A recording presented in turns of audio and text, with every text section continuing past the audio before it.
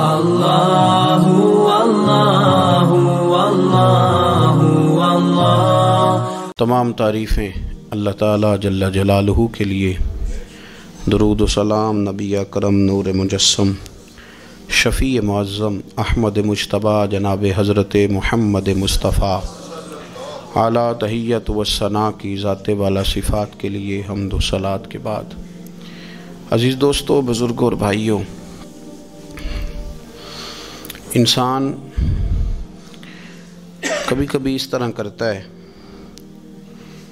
کہ وہ اپنے لب و لہجے سے، گفتگو سے، میل ملاپ سے لوگوں کو مطمئن تو کر لیتا ہے، لیکن اس کی قلبی واردات کیا ہے، اس کے اندر تقویٰ کتنا ہے، نیکی کتنی ہے، پرہیزگاری کتنی ہے، اس سے وہ آگاہ ہوتا ہے۔ وہ بہت ساری چیزوں کو لوگوں سے چھپا تو لیتا ہے، لیکن اپنے آپ سے نہیں چھپا پاتا، اپنے رب کریم سے نہیں چھپا پاتا۔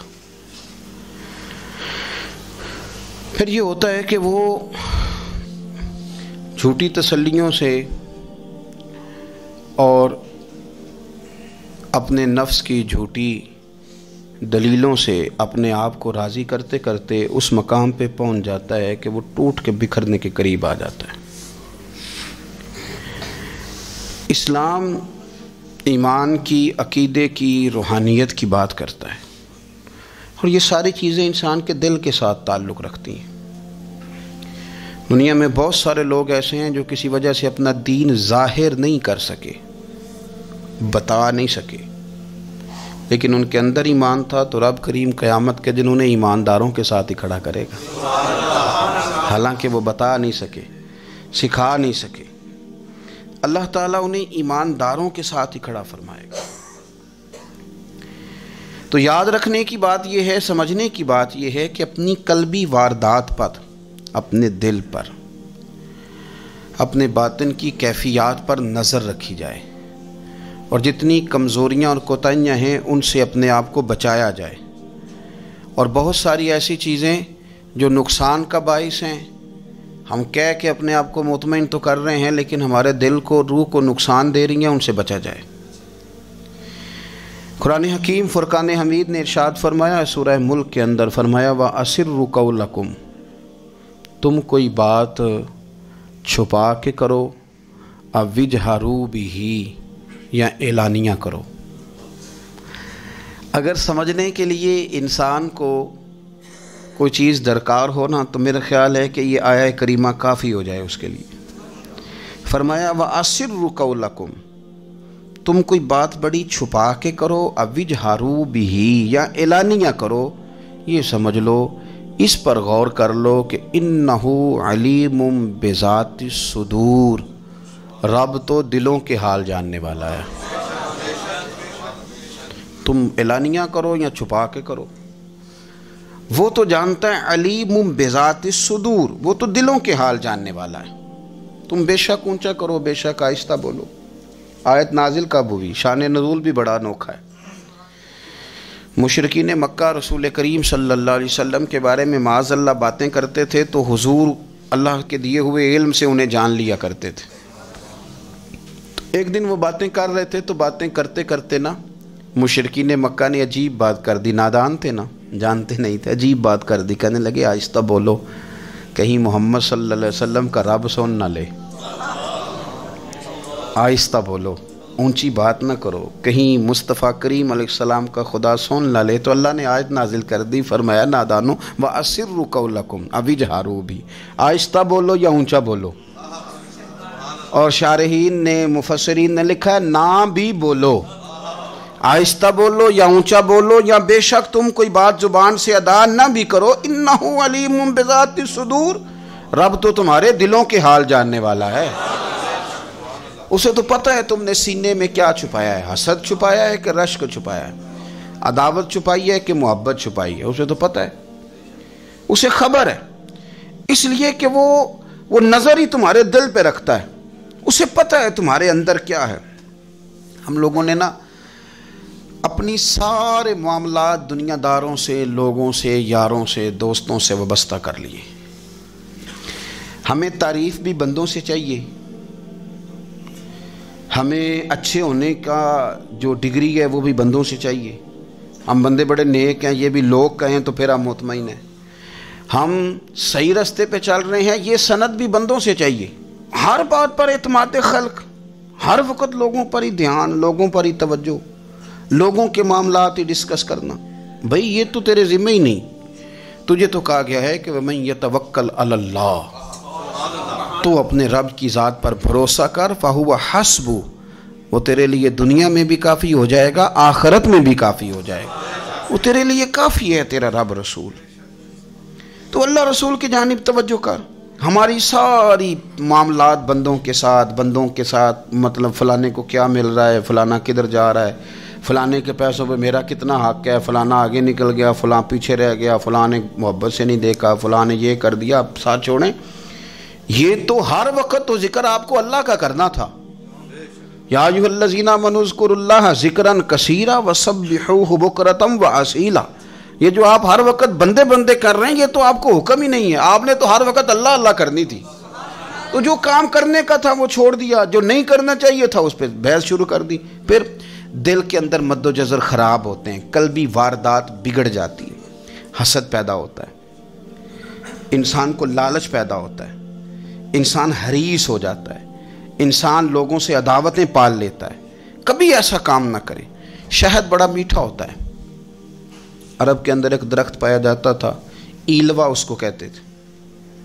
اس طرح ہمارے ہاں نیم نہیں ہوتی، کڑوا ترین اس کا ذائقہ ہوتا ہے. اور آپ کچھ دیر اس کو پانی میں ڈال دیں تو پانی بھی سارا کڑوا ہو جاتا ہے، چونکہ اس کے خمیر میں رب کریم نے کرواہٹ رکھی ہے اور حکمت ہے. اس کرواہٹ کا بھی اپنی جگہ فائدہ ہے. لیکن حضور سید عالم صلی اللہ علیہ وسلم نے ایک مثال بیان فرمائی اور وہ بڑی سمجھنے کی ہے. حضور مثالیں دیتے تھے تو کمال ہو جاتی تھی. بڑے سے بڑا ان پڑھ بندہ بھی اس کی روح تک بات اتر جاتی تھی. کریم محبوب علیہ السلام فرمانے لگے کہ اگر ایلوا درخت کے کچھ ٹکڑے شہد میں ڈال دیے جائیں نا تو شہد سے زیادہ میٹھی چیز کوئی نہیں ہوتی. تو حضور فرماتے ہیں کہ وہ ایلوا کا درخت جو ہے وہ شہد کو بھی بگاڑ دیتا ہے، اس میں کرواہٹ پیدا کر دیتا ہے. حالانکہ وہ بڑا میٹھا تھا، اپنی جگہ اس کی مٹھاس میں کوئی کسی قسم کی کمی نہیں تھی، لیکن وہ ایلوا کے درخت نے اسے بگاڑ دیا. اللہ کے محبوب فرماتے ہیں جس طرح ایلوا کا درخت شہد کو تباہ کر دیتا ہے نا، اس طرح حسد آدمی کے ایمان کو تباہ کر دیتا ہے. ایمان بڑی میٹھی چیز ہے، بڑی حسین چیز ہے، لیکن جب حسد آ گیا نا، حسد ہے کیا؟ حسد بندوں سے نہیں ہوتا، یہ سمجھ لیں. حسد کا مطلب، حسد کی لغوی تعریف یہ ہے کہ یہ سمجھ لینا کہ یا اللہ اسے نہیں دینا چاہیے تھا، مجھے دینا چاہیے تھا. یہ تعریف ہے. تو حسد ہوتا کس سے؟ حسد دراصل بندے پہ نہیں کیا جاتا. حسد کا معنی یہ ہے کہ آپ اللہ کی تقسیم پر اعتراض کر رہے ہیں. آپ کا کہنا یہ ہے کہ یا اللہ یہ تقسیم ٹھیک نہیں ہوئی، معاذ اللہ یہ ادھر چلا گیا، یہ تو ادھر آنے والی چیز تھی. تو یہ آپ نے ڈائریکٹ جو مقابلہ شروع کیا، معاذ اللہ یہ تو آپ نے اللہ کی تقسیم کے ساتھ شروع کر دی. تو پھر دل میں بگاڑ آتا ہے، پھر انسان ٹوٹ پھوٹ کا شکار ہوتا ہے، پھر وہ کمزور پڑ جاتا ہے، پھر وہ ایسی باتیں کرتا ہے جو اس کے منصب کے مطابق نہیں ہوتی، کچی بات کرتا ہے، کمزور بات. اللہ بہتر جانتے ہیں کون سی چیز اس نے کہاں رکھنی ہے. رب کی حکمت پر اور اس کی دی ہوئی توفیق پر راضی رہنا ایمان کا تقاضا ہے. لیکن ہمیں تو چاہیے تقسیم اپنی مرضی کی. ادھر کیوں چلا گیا، ادھر آنا چاہیے تھا. بھئی آپ کو یہ کس نے حق دیا ہے؟ مالک نے جو چاہا، جب چاہا، جہاں چاہا اپنے فضل سے عطا فرمایا. حسد، اور پھر اس کے اگر کوئی حسد نہیں کرتا تو لالچ شروع کر دیتا ہے. وہ کہتا ہے کہ یہ جو اس کا مال ہے اس میں میرا بھی حق تھا، یہ تو مجھے ملنا چاہیے تھا. آپ یقین کریں کہ بندے بندوں سے کم پیار کرتے ہیں، جیبوں سے زیادہ پیار کرتے ہیں. اس بندے کو تو کوئی نقصان نہیں جس کے ساتھ آپ نے تعلق رکھا ہوا ہے جیب کا، لیکن آپ بڑے کمزور ہو گئے. آپ جب لالچ کر لیا، نفسانیت میں آ گئے تو آپ کمزور پڑ گئے. آپ نے مطلب کیا، آپ کا کیا خیال تھا کہ رب کی بارگاہ سے کوئی کم ملنے والا تھا جو بندوں پہ اتنی توجہ کر لی. حضرت بہلول دانا رحمۃ اللہ علیہ نے کیا خوبصورت انداز ہے. رب کریم کے بندوں کی باتیں اللہ کے لشکروں میں سے لشکر. کیا سوچ تھی، کیا نظریہ تھا. کیوں یہ لوگ اتنے مضبوط تھے؟ فکری طور پر مضبوط تھے، فکری طور پر. ہارون رشید حج کر کے واپس آ رہا ہے، حضرت بہلول دانا راستے میں بیٹھے ہیں، ملاقات ہو گئی، کہنے لگا حضور کوئی حکم ہو تو بتائیے گا۔ فرمانے لگے کوئی نہیں، تو جا اپنا کام کر۔ بادشاہ ہے، یا کسی کو کارڈ مل جائے تو وہ لوگوں کو دکھاتا پھرتا ہے، وزیر صاحب نے خود دیا ہے۔ بادشاہ وقت خود کہہ رہا حضرت کوئی حکم ہو تو؟ فرمایا نہیں، اللہ خیر کرے گا۔ تو کہنے لگا حضور میں نے سنا ہے آپ مقروض ہیں، تو بتا ہی دیتے۔ تو آپ مسکرا کے فرمانے لگے تیرا کیا خیال ہے بھلا؟ کہنے لگے حضور کس بابت؟ فرمانے لگے تیرا کیا خیال ہے کہ اللہ ہارون رشید کو دے گا اور بہلول دانا کو بھول جائے گا؟ تیرا کیا خیال ہے؟ رب کریم ہارون رشید کو تو دیتا جائے گا اور بہلول دانا کو بھول جائے گا؟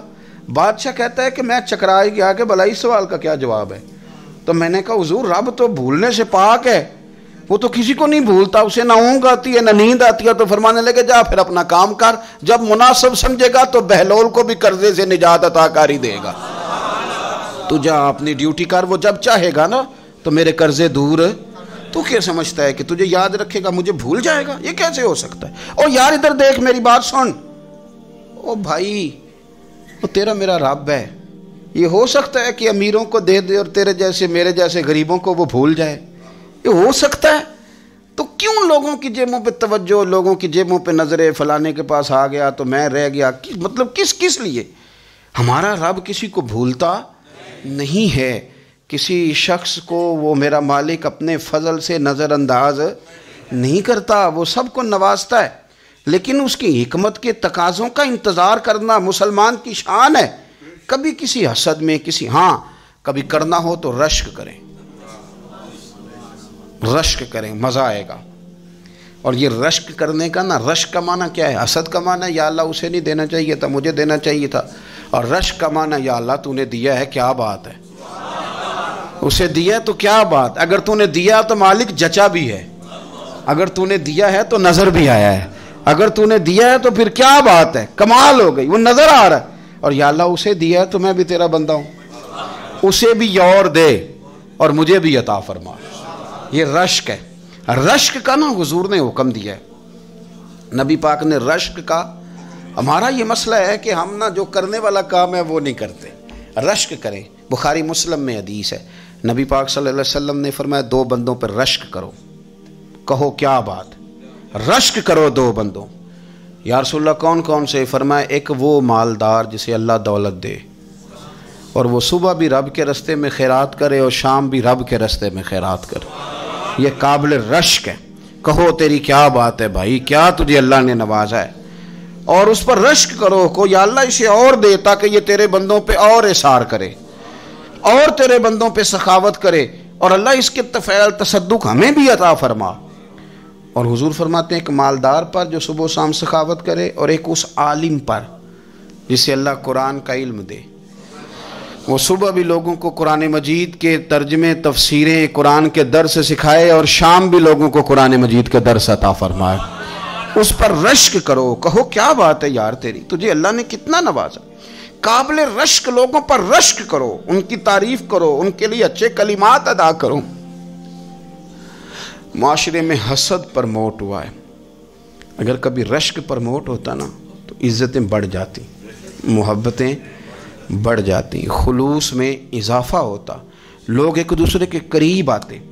ہم نے کسی فضیلت والے کی فضیلت کو تسلیم کرنے سے انکار کر دیا، ہم نے کسی بڑائی والے کی بڑائی کو تسلیم کرنے سے انکار کر دیا، ہم نے حسد کیا، ہم نے لالچ کیا، ہم حریص ہوئے۔ اس کا نقصان یہ ہوا کہ لوگ ایک دوسرے کے پاس رہتے ہوئے پاس نہیں رہتے، ایک دوسرے کے ساتھ وقت گزار رہے ہوتے ہیں لیکن ان کے بارے میں رویے ان کے سخت ہوتے ہیں، لب و لہجہ تلخ ہوتا ہے، جب وہ کسی کے بارے میں بے لاگ تبصرہ پوچھا جائے تو غلط باتیں کریں۔ رشک کریں، دیکھیں نا حضرت ابو بکر صدیق رضی اللہ، حضرت عمر فاروق رضی اللہ، ساری زندگی دوڑ لگی رہی۔ حضرت عمر کہتے ہیں میں نے ساری زندگی دوڑ لگائی ہے کہ ابو بکر سے آگے گزر جائیں، لیکن یہ دوڑ حسد والی نہیں، یہ رشک والی۔ فرماتے میرا دل کرتا تھا کہ میں نیکیوں میں ابو بکر سے آگے گزر جاؤں، حضور کے عشق میں ابو بکر سے آگے گزر جاؤں، نبی پاک علیہ السلام کی اولاد کی محبت میں ابو بکر سے آگے گزر جاؤں، میں نا خیر کے کاموں میں آگے گزروں۔ کہتے میرا ساری زندگی رشک کا رشتہ رہا، یہ رشتہ شاندار ہے، اس پر عمل کریں، اس پر توجہ کریں، بجائے اس کے کہ یہ کہنا کہ استاد جی کا فلانے سے زیادہ پیار ہے، پیار کی وجوہات تلاش کر۔ مرشد فلانے پہ نظر رکھتے ہیں تو میرے بھائی وہ نوٹوں کی وجہ سے نظر نہیں رکھتے، تو وجہ تو تلاش کرنا، وجہ کیا ہے؟ تو اپنے آپ کو اس طرح کا بنا، تو اس طرح کی کیفیات پیدا کر اپنے اندر۔ ہم کیا کرتے ہیں کہ رشک کرنے کی بجائے حسد کرتے ہیں۔ حسد نہیں کریں، اپنے آپ کو سنواریں، وہ رشک کی وجہ سے آپ سنوار سکتے ہیں۔ نبی پاک علیہ السلام کی پیاری زوجہ ام المومنین سیدہ عائشہ صدیقہ، بڑی شان ہے اس خاتون کی، بڑی عظمت ہے ان راہوں کے صدقے جن رستوں سے سیدہ پاک کی سواریاں گزرا کرتی۔ کیا درجہ اللہ نے دیا ہے سیدہ عائشہ صدیقہ کو، کہتی ہیں حضور کا وصال میری گود میں ہوا ہے۔ اور مولا علی شیر خدا فرماتے ہیں میں نے حضور کو سب سے زیادہ عائشہ صدیقہ سے پیار کرتے ہوئے دیکھا، اور عائشہ صدیقہ رضی اللہ تعالیٰ عنہ فرماتی ہیں میں نے حضور کو سب سے زیادہ فاطمہ الزہرا سے پیار کرتے دیکھا۔ یہ الگ ماحول ہے ان کا آپس میں۔ تو حضرت عائشہ صدیقہ اتنا بڑا مقام، لیکن وہ فرماتی ہیں میں نے ساری زندگی سیدہ خدیجۃ الکبریٰ پر رشک کیا۔ میں نے کہا کیا بات تھی اس خاتون کی جو وصال کر گئیں، لیکن شاید کو دن خالی جاتا ہو کہ مدینے والے ان کی وفاؤں کا ذکر نہ کرتے، شاید کوئی خالی دن جاتا۔ کہتی ہے میں نے اتنا قابل رشک ماحول نہیں دیکھا۔ ایک دن حضور گھر میں گوشت لائے اور مجھ سے فرمایا عائشہ گوشت پکاؤ، تو میں اسے صاف کرنے لگی تو حضور فرمانے لگے شوربہ ذرا زیادہ کرنا۔ تو میں نے عرض کی حضور کیا کچھ مہمان آئیں گے گھر میں؟ تو فرمایا نہیں عائشہ، مدینہ منورہ میں نا مجھے پتہ چلا ہے خدیجۃ الکبریٰ کی کچھ سہیلیاں آئی ہیں، تو شوربہ بنا، میں انہیں پہنچاؤں گا، خدیجہ کی سہیلیوں کو شوربہ زیادہ پکا ذرا۔ تو حضرت عائشہ صدیقہ کہتی ہے میں نے بڑے نرم لب و لہجے میں بڑی بنا سوار کے مسجع مکفہ چن کے جملے بات کی۔ میں نے عرض کی حضور سنا ہے وہ آپ سے 15 سال عمر میں بڑی تھیں، نکاح بھی پہلے ہو چکا تھا، اور بتاتے ہیں لوگ کہ بظاہر کوئی حسن و جمال بھی اس ماحول کا نہیں تھا۔ حضور اللہ نے آپ کو جوان اور خوبصورت بیویاں دی ہیں، پر میں جب بھی سنتی ہوں جناب خدیجہ کا ذکر ہی سنتی ہوں۔ میں نے رشک کے انداز میں کہا، کہتی میں بات کیا کہ خاموش ہو گئی، اور جب میں نے نظر اٹھا کے دیکھا تو حضور کی آنکھوں میں آنسو۔ نبی پاک صلی اللہ علیہ وسلم کا یہ انداز دیکھا تو میں نے کہا حضور میں رب رسول کی بارگاہ میں توبہ کرتی ہوں، اب تو رو دیے۔ تو حضور فرمانے لگے عائشہ یہاں جو بھی آیا ہے نا وہ سکھوں اور آسانیوں کے دنوں میں آیا ہے، اور خدیجہ میری ان دنوں کی ساتھی تھی جو میرے تکلیف کے دن تھے، میری آزمائشوں کی، میری پریشانیوں کی میری ساتھی تھی۔ جب لوگ مجھے تکلیف دیتے تھے میں گھر جاتا تھا تو مجھے کہتی تھی حضور آپ تو صلہ رحمی کرتے ہیں، غریبوں کا بوجھ اٹھاتے ہیں، آپ تو لوگوں کے ساتھ محبت سے پیش آتے ہیں، حضور آپ پریشان نہ ہو، آپ کا رب آپ کو ہمیشہ عزتیں ہی عطا فرمائے گا۔ فرمایا وہ میری تکلیفوں کی اسے کیسے؟ میرے بھائی رشک کیا لوگوں نے ایک دوسرے پر، حسد نہیں کیا۔ ہم تو نا جی اپنی مرضی کے فیصلے کرتے کرتے پیچھے رہ گئے۔ ہم نے لوگوں کو پیچھے کرنے کا سوچا تھا لیکن ہم سب سے پیچھے رہ گئے۔ ہم نے سیاست اور سازش کی تھی کہ کچھ لوگوں کے دلوں پہ پیر رکھ کے میں اپنا قد اونچا کروں گا، کچھ کے سینوں پہ پیر رکھ کے، لیکن ایسا نہیں ہوتا، یہ ہوتا نہیں۔ آپ کسی کی جگہ نہیں لے سکتے، اس لیے کہ رب نے سب کی جگہ اپنی اپنی بنائی ہوئی، سب کی جگہ۔ ہاں ایسا ضرور ہوتا ہے کہ کئی دفعہ نا ہم اپنے مقام کو گرا لیتے ہیں۔ وہ کسی نے کہا تھا کہ ایسا نہیں کہ تیری جگہ کوئی اور آ گیا، لیکن تیرا مقام بھی اب تیرا نہیں رہا۔ ہوتا یہ ہے کہ ہم نہ گرا لیتے ہیں اپنے آپ کو۔ اگر ہم رشک کا ماحول پیدا کریں، رشک کا، اور ہم کہیں کہ کیا بات ہے میں بھی سفر کروں گا، اس جانب جاؤں گا، بجائے یہ کہنا کہ فلاں آدمی بڑا آگے نکل گیا ہے، یہ کر کے نکل گیا ہے، وہ کر کے نکل گیا ہے، یہ کہنا کہ یار میں بھی رب کریم کی اس مدد کو تلاش کرتا ہوں جس کی برکت سے اللہ نے اس پر فضل فرمایا ہے۔ امام غزالی فرماتے ہیں 3 لوگوں میں حسد زیادہ ہوتا ہے، بغض زیادہ پیدا کر لیتے ہیں۔ اب چونکہ مضمون ہے تو ساری بات کھول کے ہی کرنی پڑے گی نا۔ فرماتے ہیں 3 لوگوں میں حسد، بڑے عہدے والوں میں حسد زیادہ ہوتا ہے۔ یعنی صوبائی وزیر کہتا ہے کہ حق میرا ویسے وفاقی وزیر کا تھا، اور وفاقی وزیر کہتا ہے کہ جتنا میرا تجربہ ہے نا مجھے بنایا وزیر اعظم ہی جاتا تو بات ٹھیک تھی۔ حسد زیادہ، بڑے عہدوں والوں میں حسد، اور امام غزالی فرماتے ہیں مالداروں میں اثر زیادہ ہوتا ہے۔ غریب نے غریب سے کیا جلنا ہے؟ جلنے کو شے ہی کوئی نہیں، کس سے جلیں گے؟ تو غریب تو بیچارہ 4 روٹیاں ہوتی ہیں تو وہ کہتا ہے چلو ٹھیک ہے آ جاؤ، دونوں مل کے بیٹھ جاتے ہیں۔ غریبوں کے دوست بھی غریب۔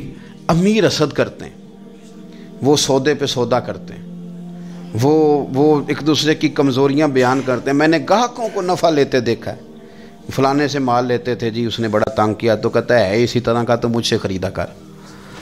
لوگ استعمال کر جاتے ہیں، وجہ بیچ میں کیا ہوتی ہے؟ حسد، عداوت، خرابی ہوتی۔ اور تیسری بات امام غزالی نے شاید میرے لیے کہی ہے، امام غزالی فرماتے ہیں علماء میں حسد بڑا ہوتا ہے، عہدیداروں میں، مالداروں میں اور علم والے لوگوں میں۔ وہ بھی اللہ کی تقسیم پر راضی نہیں ہوتے، چونکہ وہ سمجھتے ہیں مجھے یہ لفظ آتے ہیں، میری قابلیت زیادہ ہے، میں زیادہ پڑھا لکھا ہوں تو یہ منصب بھی میرا تھا، یہ کام بھی میرا تھا، یہ بھی میرے پاس ہونی چاہیے۔ ایسا نہیں ہوتا، یہ تو رب کریم کی عطا ہے۔ میں کئی دفعہ کہہ چکا ہوں کہ کام لینے پہ آئے تو میرے جیسے بیکار آدمی سے کام لے لے، یہ اس کی عطا ہے۔ اب ہمیں کرنا کیا ہے؟ ہمیں اس کی تقسیم پر راضی رہنا ہے، اس کی تقسیم پر قربان جائیں۔ رسول پاک علیہ السلام سے صحابی نے پوچھا حضور عزت کیا ہے؟ فرمایا جو رب نے تجھے دیا اس پہ راضی ہو جا، اللہ عزت عطا کر دے گا۔ قناعت کر، جو اللہ نے تجھے دیا اس پر قناعت کر، اللہ تجھے عزت دے دے گا۔ حضور ذلت کیا ہے؟ فرمایا لوگوں سے لالچ نہ رکھنا، تو ذلیل ہو جائے گا، لالچ نہ کر۔ تیزی کے ساتھ پرموٹ ہوتی ہیں چیزیں، ہمیں سازش کرنی آتی ہے، ہمارا خیال ہوتا ہے کہ میں نے دوسروں کے پیسوں پہ کاروبار کرنا ہے، ہمارا خیال ہوتا ہے کہ پالٹی ڈال کے روٹی کھانی ہے، ہمارا خیال ہوتا ہے کہ کسی بندے کو کس طرح استعمال کرنا ہے۔ یاد رکھ لینا، کبھی بات نہ بھولنا، جو لوگوں کو استعمال کرنا چاہتا ہے وہ ساری زندگی استعمال ہوتا رہتا ہے۔ جو کسی شخص کو کسی مقام پر رسوا کرنا چاہتا ہے اپنی عزت بچا نہیں پاتا۔ جو آدمی لوگوں کو حقیر جانتا ہے اللہ اسے کبھی عزتیں عطا نہیں کرتا، وہ گڑھوں کے اندر گرتا چلا جاتا ہے۔ یاد رکھیں جو عزتیں دینی شروع کر دے رب اسے باعزت بنا دیتا ہے، جو پیار کرنا شروع کر دے معاشرے میں لوگ اس سے پیار کرنے لگ جاتے۔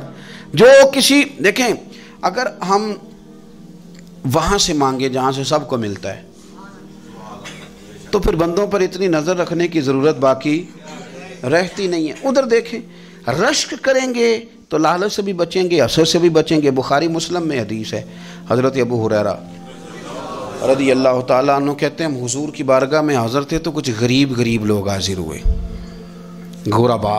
انہوں نے عرض کی یا رسول اللہ صلی اللہ علیہ وسلم ایک گزارش کرنے آئے۔ حضور نے فرمایا کہو۔ یا رسول اللہ امیر تو ہم سے آگے نکل گئے۔ حضور نے فرمایا کس بات میں؟ عرض کی حضور نمازوں میں نہیں ہم گزرنے دیتے، اتنے نفل وہ پڑھتے ہیں اتنے ہم بھی پڑھ لیں گے۔ صحیح بتانا صحیح، آج کل یہ نمازوں کا مقابلہ بھی ہے کہ نفل میں نے زیادہ پڑھنے، عبادت میں نے۔ ہمارے صاحب رحمۃ اللہ علیہ فرمایا کرتے تھے آستانوں پہ گدی نشینوں کا تو رولا ہوتا ہے، اللہ اللہ کرنے کا رولا نہیں ہوتا۔ یہ تو شور ہوتا ہے کہ سجادہ میں ہوں سجادہ، اور سب نے کوئی نہ کوئی کہانی سنائی ہوتی، کہتے نہیں ابا جی مجھے کہہ گئے تھے کان میں، دوسرا کہتا نہیں مجھے لکھ کے دے گئے تھے، تیسرا کہتا تمہیں تو پتہ ہی نہیں، تم تھے ہی نہیں، عمرے پہ تو میرے ساتھ گئے تھے، جو میرے ساتھ ان کا معاہدہ ہوا وہ خانہ کعبہ میں ہوا ہے، لہذا میرا پہلا نمبر ہے۔ سب کے پاس کوئی نہ کوئی معاملہ ہوتا ہے، یہ سارے کام کوئی ضروری نہیں۔ ضروری کیا ہے کہ وہ جو کہتے تھے کرو، جس نے سب سے زیادہ کر کے دکھایا وہ زیادہ جانشین ہے، وہ زیادہ جانشین ہے جس نے زیادہ کر کے دکھایا۔ معاملہ تو یہ ہے کہ اس رستے پہ کس نے چلنا ہے۔ لوگ تو سجادہ نشینی سے بھاگا کرتے تھے، بھاگتے تھے۔ حضرت ابو بکر صدیق رضی اللہ تعالیٰ عنہ کا وصال ظاہری ہوا تو حضرت عمر خلیفہ بنے، تیسرا دن تک خلیفہ بنے ہوئے، 2-3 چھوٹی چھوٹی بچیاں آ گئیں، چاچا جان آپ خلیفہ بنے؟ فرمایا ہاں۔ چلو پھر عصر کے بعد ابو بکر ہمارے گھر جاتے تھے۔ فرمایا پتر تمہارے گھر کیا ہے؟ کہنے لگی ہم یتیم ہیں، ہمارا بھائی کوئی نہیں۔ ابو بکر روز عصر کے بعد آتے تھے، ہماری بکریوں کا دودھ دھو کے ہمیں دے جاتے تھے، کچھ بیچ کے گزارا کر لیتی تھیں، کچھ پی لیتی تھیں۔ چچا 3 دن ہو گئے، میری اماں بھی روتی ہے، بہنیں بھی روتی ہیں، آپ چلیں گے؟ تو جناب سیدنا عمر فاروق کہتے ہیں میں نے دستار سر پہ رکھی اور پٹکا میں نے اپنے کندھے پہ رکھا، بیٹیاں آگے آگے میں پیچھے پیچھے روتے جا۔ ایک صحابی نے پوچھا عمر کیوں رو رہے ہو؟ کہنے لگے یار یہ ابو بکر کتنا مشکل رستہ دے کے گیا، کتنا مشکل رستہ ہے اس کے طریقے پہ چلنا۔ یہ لوگ تو سجادہ نشینی اتنا کٹھن کام تھا، لوگ بھاگا کرتے تھے. شوق آ گیا. اب رسول کریم علیہ السلام کے حضور ناز حاضر ہو کے عرض کی حضور امیر آگے گزر گئے، نمازوں میں نہیں ہم گزرنے دیتے، ہم ان سے زیادہ پڑھیں گے، نفلوں میں نہیں گزرنے دیتے، زیادہ پڑھیں گے. یا رسول اللہ صلی اللہ تعالی علیہ وسلم ہم انہیں نا تلاوت قرآن پاک میں نہیں آگے گزرنے دیں گے، وہ ہم زیادہ پڑھیں گے. لیکن حضور وہ مالدار ہیں، غلام آزاد کرتے ہیں، صدقات کرتے ہیں، خیرات، اس کا ہم کیا کریں؟ حضرت سیدنا ابو ہریرہ فرماتے ہیں کہ جواب تو حضور نے بعد میں دینا تھا، پر جب ان کا سوال ختم ہوا تو میں نے حضور کا چہرہ نور دیکھا تو رسول پاک کا چہرہ خوشی سے کھلتا ہوا مجھے نظر آیا. گویا یہ جو رشک ہے نا کہ نیکی میں آگے گزرنا، یہ حضور کو اتنا پسند آیا کہ ان کے سوال سے حضور بڑے راضی ہوئے. کریم فرمانے لگے، حضور فرمانے لگے میں تمہیں ایک وظیفہ بتاتا ہوں، تم وہ پڑھو، امیر جتنی بھی نیکیاں کریں گے نا اللہ تمہیں ان کے برابر ثواب دے دے گا. لے لو نسخہ، یہ کرو کام. یا رسول اللہ بتائیں، فرمائے رات کو نا 33 بار سبحان اللہ پڑھا کرو، 33 بار الحمدللہ پڑھا کرو، 34 بار اللہ اکبر پڑھا کرو. اب جتنی بھی نیکیاں امیر کریں گے نا تمہارے وظیفے کی برکت سے اللہ تمہیں ان کے برابر ثواب عطا کر دے. اب جناب ابو ہریرہ کہتے میں نے ان کے چہرے دیکھے تو مجھے یوں محسوس ہوا کہ جس طرح کسی بندے کی کھوئی ہوئی رقم مل جائے تو وہ راضی نہیں ہوتا. کھوئی ہوئی رقم مل جائے تو بڑا جیسے کوئی اس کے ہاتھ چلیں اپنا ترجمہ کر لیتے ہیں، کمیٹی نکلنے پہ نہیں بندہ بڑا راضی ہوتا کہ 11 مہینے سے دے رہا تھا، 10 مہینے سے چلو نکل ہی آئی ہے، شکر ہے اللہ کا. بڑا خوش ہوتا ہے بندہ، بڑا راضی ہوتا ہے. اس طرح ان لوگوں کے چہرے کھل اٹھے. کیا بات ہے حضور، بس اب نہیں ہم گزرنے دیتے. گھر چلے گئے، وظیفے پڑھنے لگے. کچھ دنوں کے بعد ان میں سے کچھ لوگ واپس آئے. حضرت ابو ہریرہ کہتے ہیں مجھے چونکہ وہ پرانی بات یاد تھی تو میں دلچسپی سے ان کا آنا جانا دیکھنے لگا. وہ کریم کی بارگاہ میں آ کے بیٹھے تو ان میں سے ایک شخص بڑی پریشانی کے ساتھ کہنے لگا حضور بڑی پریشانی لگ گئی. فرمایا کیا ہوا؟ عرض کی یا رسول اللہ صلی اللہ علیہ وسلم وہ جو آپ نے وظیفہ بتایا تھا نا، میرے کچھ پڑوسی امیر ہیں وہ تو انہوں نے بھی سن لیا ہے. حضور رات میں نے سنا ہے وہ مالدار بندہ ہے، صدقے خیرات بھی بڑے کرتا ہے، غلام بھی بڑے آزاد کرتا ہے، پر وہ بھی سوتے وقت 33 بار سبحان اللہ پڑھ رہا تھا.